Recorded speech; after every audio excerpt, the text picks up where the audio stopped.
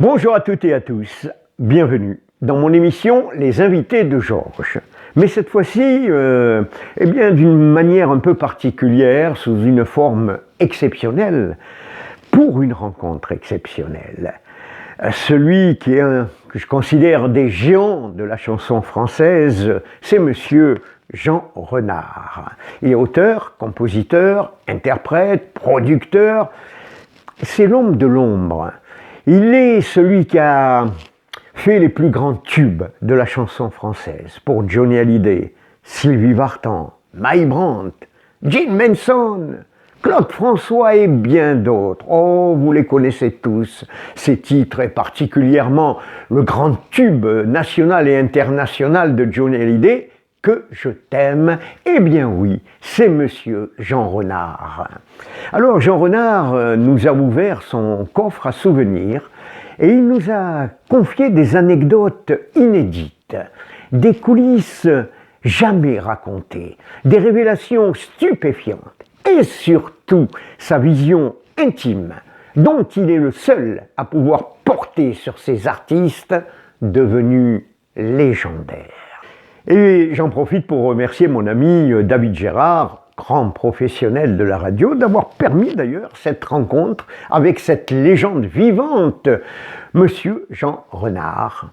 Et d'ailleurs, ces récits sont tellement savoureux que j'ai choisi donc de vous les proposer en plusieurs épisodes, une sorte de rendez-vous privilégié où vous découvrirez chaque semaine un portrait vivant vu par l'homme qui a façonné certains tubes de notre patrimoine musical.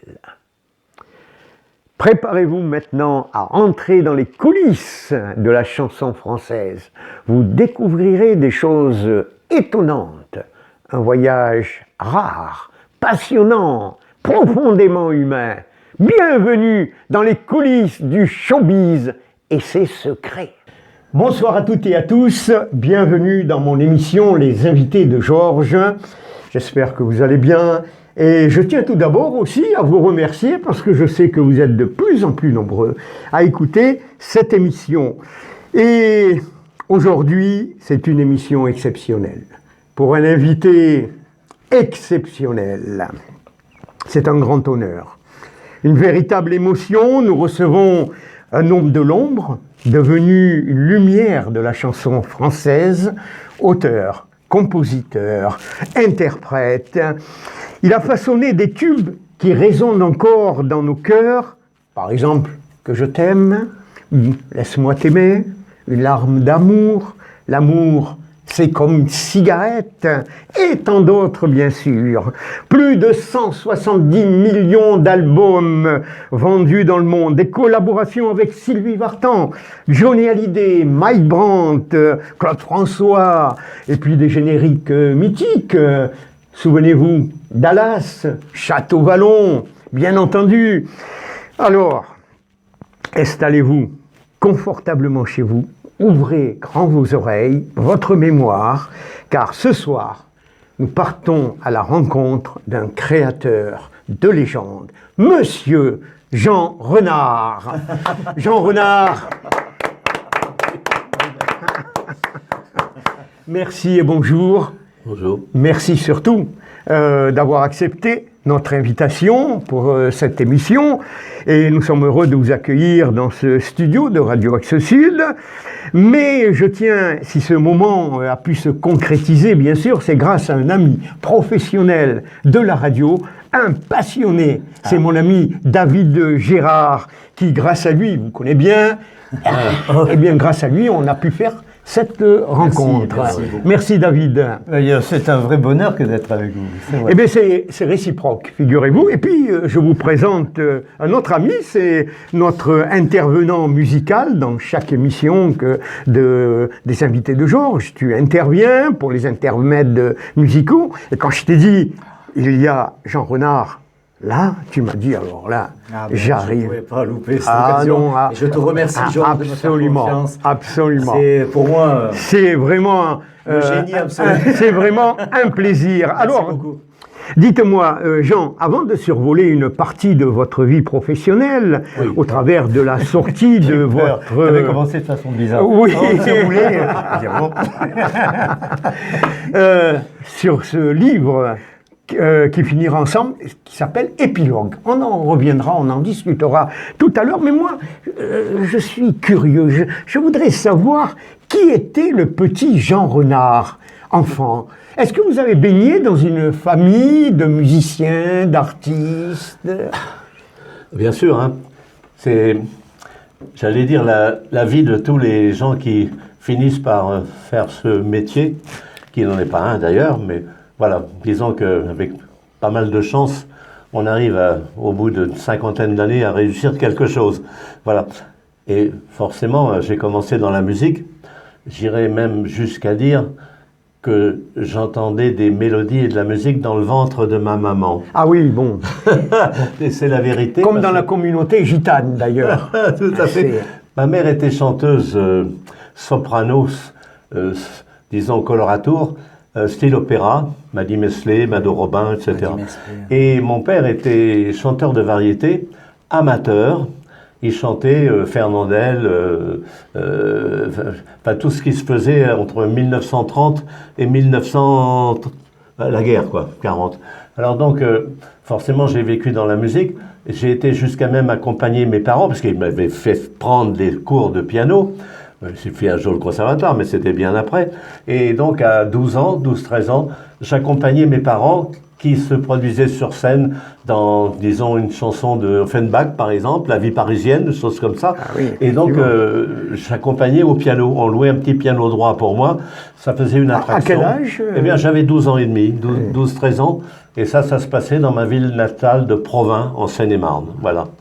C'est comme ça que j'ai commencé en musique. Bien entendu, après, j'ai évolué. Mais comment est née votre première chanson? Est-ce que vous en souvenez? Ah oui, bien sûr. Ah, ça... Ah, je vais vous ouvrir une petite parenthèse. Allez, avec grand plaisir. Tout ce qui m'est arrivé musicalement pour arriver jusqu'à chez vous, ici, à Admirer, j'ai jamais fait exprès. C'est arrivé comme ça, comme s'il y avait quelqu'un qui poussait des figures d'un puzzle, vous savez, et qui met en place en disant ça je le mets là, parce que c'est le moment pour lui. Et j'ai évolué comme ça. Il y a eu des périodes quand même un peu plus tristes, hein, les vaches maigres et les vaches grasses. Ouais, mais en dents de scie. Hein, oui, en dents de scie, c'est normal pour le métier que nous faisons. Mais forcément, un jour, j'ai évolué, et puis je me suis retrouvé avoir un petit coup de cœur vers 14-15 ans, comme on l'a tous. Et puis un jour que mes parents étaient partis se promener un après-midi à Provins, je me suis mis devant mon piano droit que mes parents avaient acheté, un petit Gaveau, et la fenêtre était ouverte, il y avait plein soleil, et il y avait eu un petit désaccord avec mon coup de cœur, et mes doigts sont tombés sur un accord de sol mineur qui faisait P, P, P, P, P, P, P, P, P. Et quand mes parents sont rentrés 2h30 ou 3h plus tard, le soleil disparaissait et j'étais toujours en train de jouer cette mélodie qui est devenue ensuite l'intro que vous connaissez de Que je t'aime de Johnny Hallyday. Mais attendez, 40 ans plus tard. Ah ben ouais. Voilà, comme c'est curieux. Donc c'est pas à partir de 12 ans que vous avez... Un petit peu plus. Ma mère était en train de prier dans une chapelle de Provins, en face de chez moi, la chapelle des comtesses de Champagne. Oui. Vous savez, Provins, c'est une ville très moyenâgeuse, et en face de chez moi, il y avait une chapelle réservée aux nobles de cette époque, et il y avait un harmonium. Ma mère priait dans le transept, à 40 mètres de moi, et je me suis mis à cet harmonium, je l'ai ouvert, j'ai pédalé, et mes doigts sont tombés sur, non pas sur Que je t'aime, à cette époque, mais sur une mélodie qui s'appelle maintenant Losing You et qui est devenue numéro 1 aux États-Unis. Pourquoi ? Tout simplement, c'est là que je voulais en venir à propos des choses extraordinaires qui se passent avec les pions qu'on place. Il n'y a pas de hasard. Hein. Non, on les place pour moi. C'est devenu la chanson préférée de John Fitzgerald Kennedy. Tu m'en parlais il y a quelques jours, justement. Voilà. Et John Fitzgerald Kennedy, à cette époque, faisait sa tournée entre les États pour essayer de devenir président. Et il avait engagé Brenda Lee, américaine, comme lui, pour chanter justement avant son discours. Et qu'est-ce qu'elle chantait? C'est ça le merveilleux du destin. Elle chantait une chanson qu'elle avait entendue lors d'une émission qu'elle avait fait en Allemagne. Voyez-vous comme c'est tout à fait trouble. Et puis elle avait entendu dans le générique de l'émission, qui était une émission de télévision, elle avait entendu ce générique qui avait été fait sur ma mélodie qui venait, je ne sais pas comment, avec un petit bobino que moi j'avais confié, mais plusieurs années plus tôt, à un éditeur qui était à cette époque décédé dans un safari en Afrique. Vous vous rendez compte? C'est incroyable. À chaque fois, c'est un livre qui s'ouvre, voyez-vous?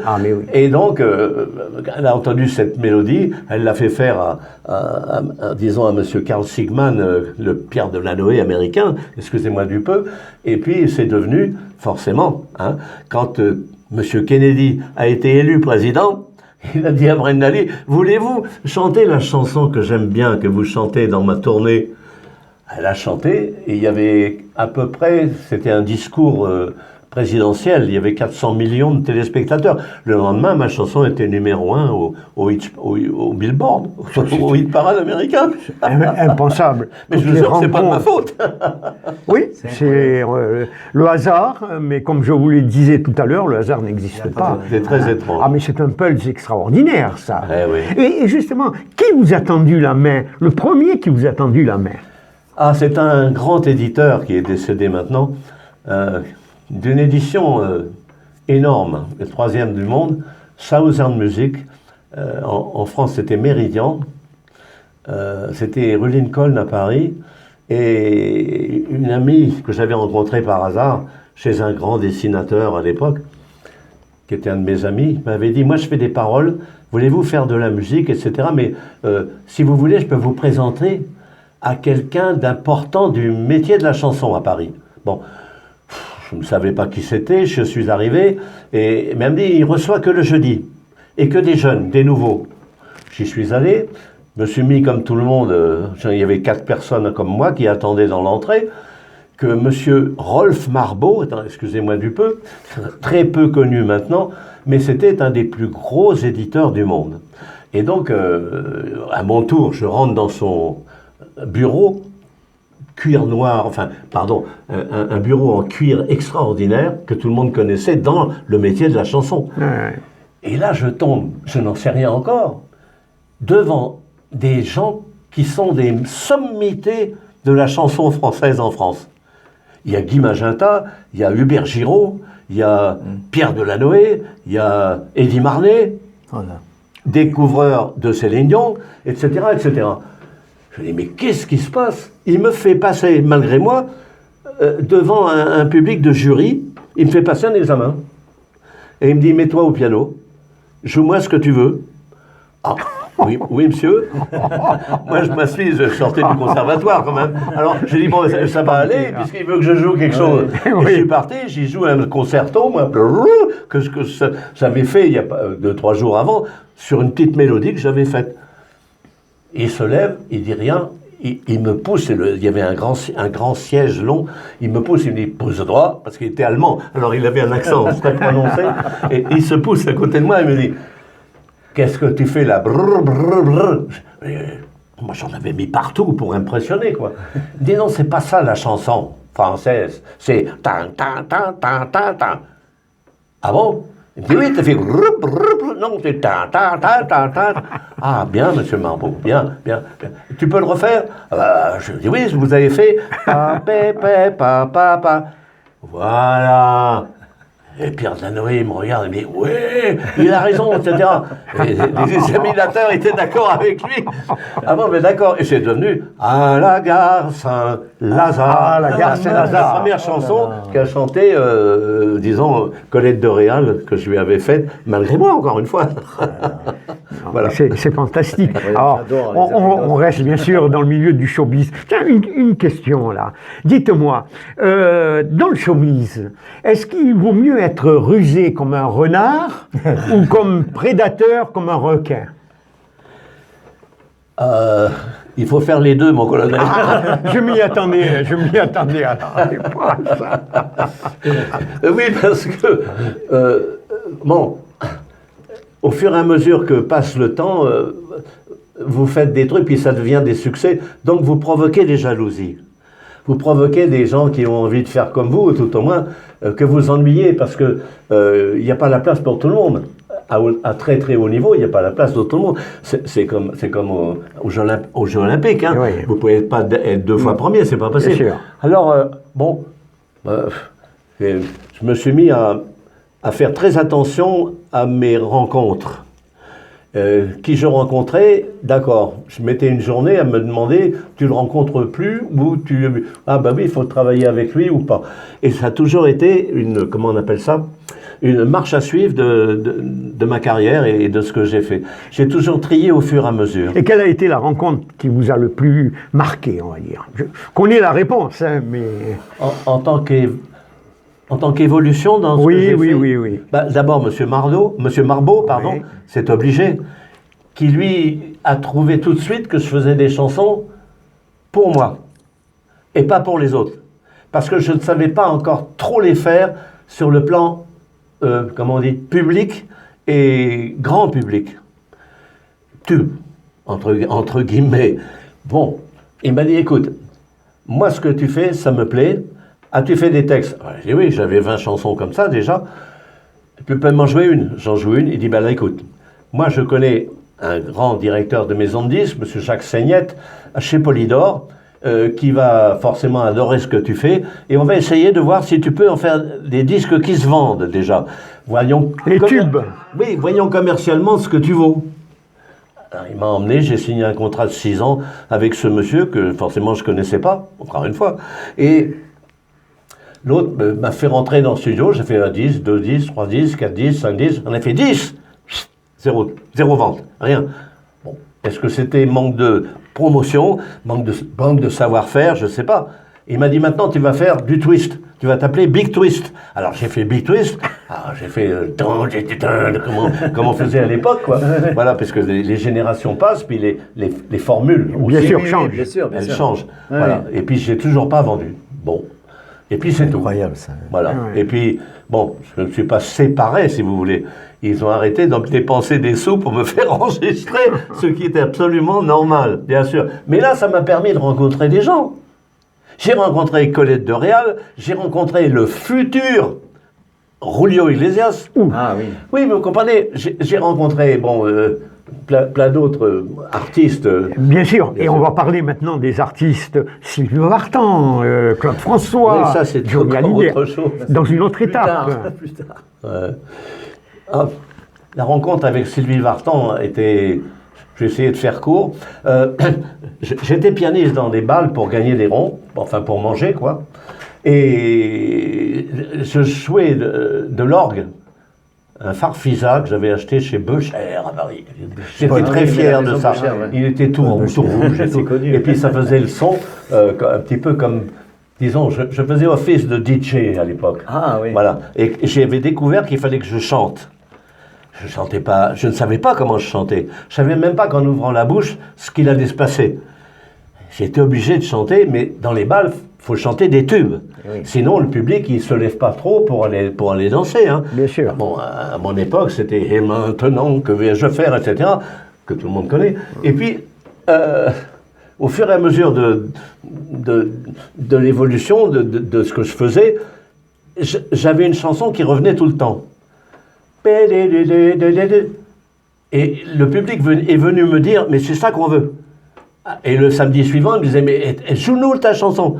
Et un jour, je me dis, ben voilà, moi je ne vends pas de disque, au moins je vais faire un dernier avec ce titre-là, je vais vendre du disque.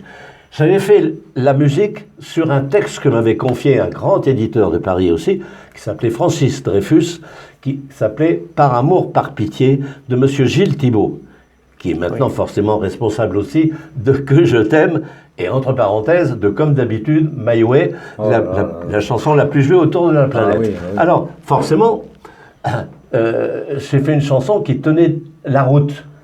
Et j'ai été lui montrer, et il m'a dit, c'est formidable ce que tu as fait. J'ai dit, ben oui. Et alors, ben, j'ai dit, je vais l'enregistrer. Tu vas l'enregistrer? Il était épouvanté. Il savait que je ne vendais rien du tout. J'ai dit, mais écoute, ou c'est moi, ou c'est Johnny. Comme ça, je lui dis. Johnny Hallyday? Ah oui, Johnny, oui. Je dis oui, mais moi, je ne sais pas, je ne peux pas rencontrer Johnny Hallyday. Ah, mais je vais le faire rencontrer, moi. J'ai été au lycée avec Eddie Vartan, qui est frère de Sylvie Vartan. C'est mon pote. Et Sylvie enregistre tous les soirs, chez Decca, rue Beaujon, un disque formidable. Et Johnny vient la chercher tous les soirs. Oh! Il me dit, je te la fais rencontrer, et je te le fais rencontrer en même temps. Parfait. Je me rends à minuit moins le quart au studio. Elle termine sa chanson. Je regarde moi à travers une petite vitre dans le couloir, comme ça. Et puis, elle met son manteau, elle passe dans le couloir, elle me dit, vous êtes Renard? J'ai dit, oui, bonjour, bonjour madame. Elle me dit, Francis Dreyfus m'a appelé. Ah bon? Oui, vous avez fait une chanson pour Johnny? Ben oui, je vais lui montrer. Ah, elle me dit non. Il vient pas. Comment ça, il vient pas? Elle me dit non, il vient pas me chercher. Ah ben j'ai pas de chance alors. Je remets mon manteau et je m'en vais. Elle me dit, allez, non, restez là. Jouez-moi votre chanson et je lui dirai ce que j'en pense. Bon, ça a été la médiatrice. Et c'est là que j'ai commencé 40 ans de carrière entre les deux. Oh là là. Vous vous rendez compte? Je me suis mis au piano, je lui ai joué, elle pleurait, elle était toute blanche. À la fin, elle me dit, mais vous ne pouvez pas me la rejouer? Je la rejoue, pareil. Bon, elle me dit, c'est pas Johnny qui chantera. Elle me dit même, je vais rentrer, je vais lui dire, j'ai rencontré Jean Renard, il a fait une chanson qui n'est pas du tout pour toi. Oh. Et alors la suite alors? Ah ben, on a enregistré Par amour, par pitié, boum, ça a marché en studio, et puis elle me dit, vous allez jouer l'orgue là au début. Alors j'ai joué l'orgue, forcément, que tout le monde connaît maintenant sur Par amour, par pitié. Et puis, après elle me dit, j'ai d'autres titres à enregistrer. Vous voulez bien me dire si c'est bon ou pas? Je dis non, je n'oserais pas, quoi. Asseyez-vous. Vous allez me diriger. Je n'osais pas, quoi. Et puis voilà comment a commencé déjà 10 ans de direction artistique. Et quel rapport vous avez actuellement? Quel rapport vous avez actuellement avec Sylvie Vartan? On s'aime beaucoup, quoi. Oui. Elle m'appelle souvent, et puis j'étais surtout à la dernière qu'elle a donnée au Palais des Congrès dernièrement. Oui. On pleurait tous les deux, quoi. Je m'a dit, Jean, c'est pas possible. Je dis, mais si. Nous voilà arrivés au bout. Elle me dit, non. Il n'y a pas de bout dans ce milieu. Non, il n'y a pas de bout, tu verras. Mais bien entendu. La preuve, c'est que la Marisa a fait 89 500 000 vues sur TikTok. Alors, badaboum, quoi. La Marisa. Voilà. Alors, tu as une question à poser à Jean, que tu connais bien sûr, mais c'est pour nos auditeurs et internautes. Ben moi, je vois que je regarde le livre là qui est sous mes yeux. Épilogue. Épilogue, on finira ensemble. D'ailleurs, c'est bien, en effet, même si Jean ne travaillait plus avec Johnny Hallyday, en réalité, ils finissent ensemble car Que je t'aime reste toujours présent dans la carrière de Johnny. Il restait jusqu'au bout, puisqu'on a eu Que je t'aime à son enterrement, à son hommage, et elle est toujours là. Donc, en effet, comme l'avait dit Johnny, ok, ensemble nous finirons, bien sûr. Voilà. Je présente le livre. C'est pour cette raison d'ailleurs que nous sommes là pour parler de ce magnifique livre. Voilà ce que j'ai à dire à Jean. Et cette phrase, en fait, elle t'a marqué, Johnny, quand il t'a dit « nous finirons ensemble ». Tu n'as pas compris tout à fait au départ pourquoi il te disait ça. Eh bien oui, ça a été très très long pour me rendre compte, comme d'habitude, qu'il avait très souvent raison. Et le jour où on s'est séparés, après 18 ans et demi de collaboration, vous savez, on partageait la brosse à dents pratiquement. Et c'était très intime, mais disons, générateur de choses assez exceptionnelles à chaque fois. Alors on allait au ski, on allait à la mer, on allait à Quiberon, on était partout ensemble, on discutait beaucoup, on allait au cinéma, et puis on allait chez lui forcément voir des films uniques qu'on lui offrait à chaque fois qu'un film sortait. Il avait un exemplaire unique. Il avait l'exclusivité. Voilà, il avait une salle de spectacle chez lui, à Marne-la-Coquette. Et donc j'ai vécu cette vie continuelle avec appelons ça un frère, voilà, tout simplement. Ouais. Et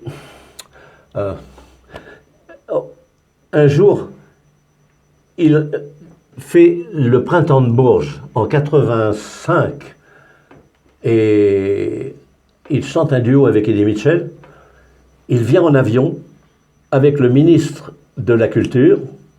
Je ne dirai pas son nom, mais il était ministre de la Culture de M. Mitterrand. On le reconnaîtra. Tout le monde sait de quoi je parle. Bien entendu. Oui, c'est un bel homme. Voilà.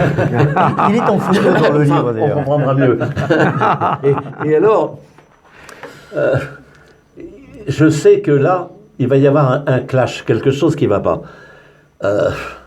Je connaissais tellement. Je savais quand il allait changer d'équipe ou qu'il y avait quelque chose qui allait bouleverser le climat, l'ambiance de Johnny. Et il était venu avec un monsieur qui venait de prendre la direction générale des disques Philips, donc qui dirigeait Johnny, Michel Berger, etc. Et qui venait de prendre la maison, qui voulait en faire une maison dans le coup, etc. Et le monsieur ministre de la Culture avait fait paraître des affiches dans le métro pour, aller dans le sens de monsieur Mitterrand, voter rock'n'roll. Et tout simplement parce qu'il avait imaginé le projet de mettre 12 zéniths nouveaux en France. C'est lui qui était à l'origine, donc, ce ministre absolument, des Zéniths. Je vous donne un scoop qui n'est plus un scoop, Oui. mais il a eu l'idée de mettre 12 zéniths de 20 à, disons, 20 000 personnes, parce qu'il n'y avait pas de quoi de produire des gros groupes étrangers, donc forcément, non seulement les Beatles, mais d'autres, même Michael Jackson ou autres, à Paris, parce qu'il n'y avait pas suffisamment de salles. Le Palais des Sports de Bercy, moi, que j'avais inauguré en 84 d'ailleurs, parce que je suis aussi metteur en scène, eh bien, il y avait 18 000 personnes. Mais ça ne suffisait pas pour faire venir un gros groupe qui faisait 30 000, 40 000, faisait des stades, vous comprenez? Bien entendu. Et lui, monsieur en question, avait besoin de lancer cette opération. Et il s'était dit, pour lancer cette opération, il me faut la tête d'affiche, la figure de proue. Donc Johnny. Voilà. Bien entendu. Et il avait mis voter rock'n'roll sur oui. ses affiches, vous comprenez? Bien entendu. Et c'est comme ça que ça s'est passé. Et le monsieur en question, bon, je peux le nommer, il s'agit de monsieur Lévy, il avait pris la place de monsieur Mellerstein, grand directeur, si on peut dire, devant l'éternel, de Philips, et il voulait faire un gros coup. Avec Jean Renard, il ne pouvait pas. Et Johnny non plus. Parce que il avait Michel Berger, à qui il allait demander une chanson, parce qu'il était très connu.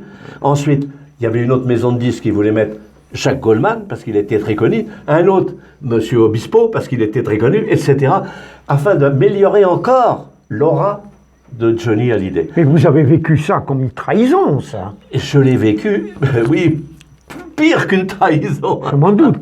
Un assassinat. Je me suis dit, mais écoutez, 17, 18 ans, et puis quand même j'étais directeur artistique officiel quand même chez Johnny, et je participais à son contrat d'enregistrement, quoi, au point de vue pourcentage, vous comprenez? Oui. Alors c'est ça m'avait embêté de quitter Johnny comme ça. Et puis, le soir où on termine le dîner, etc., j'ai tout compris. Je sais que c'est fini. J'avais dîné ce soir-là à sa droite. De l'autre côté, il y avait M. Lévy. Et puis un autre, qui était son nouveau producteur, que tout le monde connaît. Je vais dire JC, tout le monde comprendra. Et bon... JC. Ouais, c'est pas JR, c'est JC. Oui, JC. c'est pas Dallas. Et donc, je vais le voir dans sa loge pour lui dire au revoir. J'ouvre la porte. Il est en train de se démaquiller. Et il me regarde dans la glace. Salut, salut. Je peux rien lui dire, hein. Et lui non plus. Il voit que j'ai tout compris. Alors je reste sur le pas de la porte. Il me dit... Très émouvant. Tu sais, Foxy, on finira ensemble. Oh, j'ai refermé la porte et c'est pour ça que j'ai écrit ça. D'ailleurs, je tiens à dire que tout est dans ce livre, d'ailleurs, tout ce qu'il vient de raconter. Absolument. Tout est là.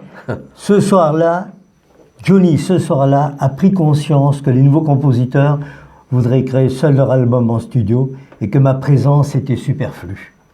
D'où Tout son est dit. embarras. Et je comprenais enfin le sens de sa phrase alors qu'il se maquillait.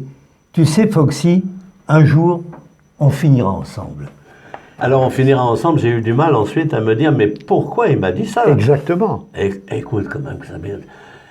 Et puis, je vois le succès que fait Que je t'aime, et tout ça, y compris médaille d'or musicale olympique l'année dernière aux Jeux Olympiques, qui a été écouté par 2,5 milliards de téléspectateurs dans le monde, avec l'Orchestre Symphonique de Paris, et c'était Que je t'aime. Alors, au fur et à mesure, il n'y a rien à faire. Je me dis, mais ça fait combien de temps? Et maintenant, il est parti, et tout. Mais Que je t'aime et moi, c'est lui. Et lui, on finira ensemble. Un mariage Voilà. indissociable. Et ça m'a conduit, Tout est dit dans le titre, ça m'a conduit à faire sur le livre, forcément je l'ai mis, Alors on explique Ouais. le livre qui est particulier quand même. Voilà, hein. alors Jean Renard a inventé, je dirais, le livre audio. Mais enfin, façon audio, ça existe Oui, déjà, le livre oui. audio. Mais il a inventé un livre qui permet en fait aussi de regarder des vidéos. Comment?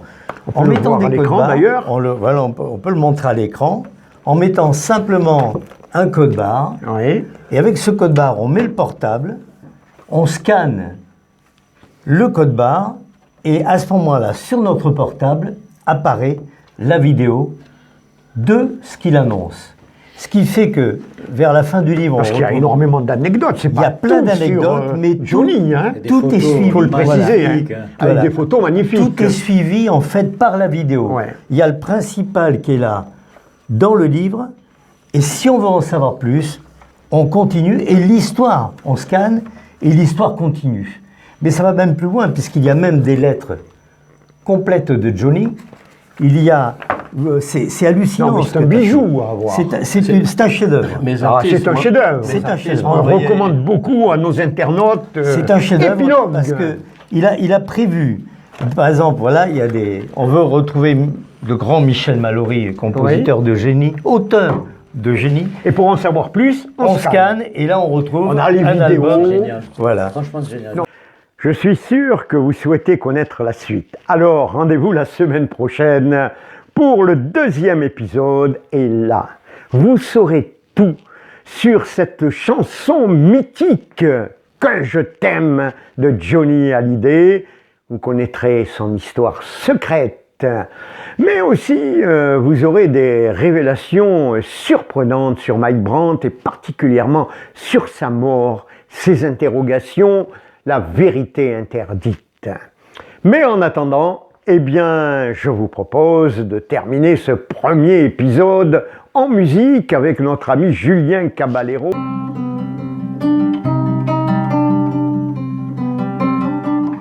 Quand tes cheveux s'étalent comme un soleil d'été et que ton oreiller ressemble au champ de blé, quand l'ombre et la lumière dessinent sur ton corps des montagnes, des forêts et des îles au trésor, que je t'aime, que je t'aime, que je t'aime, que je t'aime, que je t'aime, que je t'aime.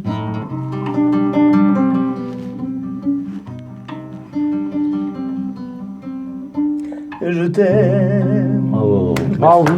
Lucien Thibault et Jean Renard, bien sûr. Si ce n'est pas vraiment l'amour, tu lui ressembles. Quand je m'éloigne, toi tu te rapproches un peu. Si ce n'est pas vraiment l'amour de vivre ensemble, ça lui ressemble, que c'est peut-être mieux. Ouais. Ouais! La la la la la la la la la la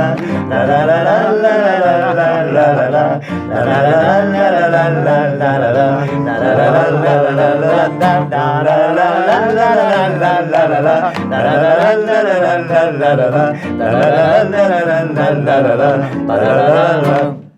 Ah oui. Bravo. Les invités de Georges, une émission proposée et animée par Georges Toussaint sur les ondes de Radio Axe Sud 105.1.